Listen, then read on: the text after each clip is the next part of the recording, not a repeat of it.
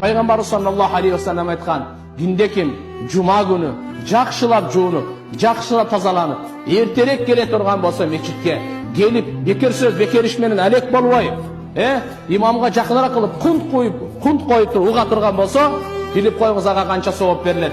Пайгамбарыбыз Мухаммад алейхиссалам айтып атат. Пайгамбарыбыз жалган сүйлөгөн эмес. Пайгамбарыбыз Мухаммад алейхиссаламдын уадасын угуп коюңуз. Анын ар бир кадамына 1 жылдык орозо тутту деген сооп жазылат. Мечитке келип атканда үйүңүздөн чыктыңызбы? Ошол ар бир кадамга 1 жылдык орозо тутту, 1 жыл түнү бою ибадат, намаз окуп чыкты деген сооп жазылат экен тууган. Кимге? Мына жума намазына келген.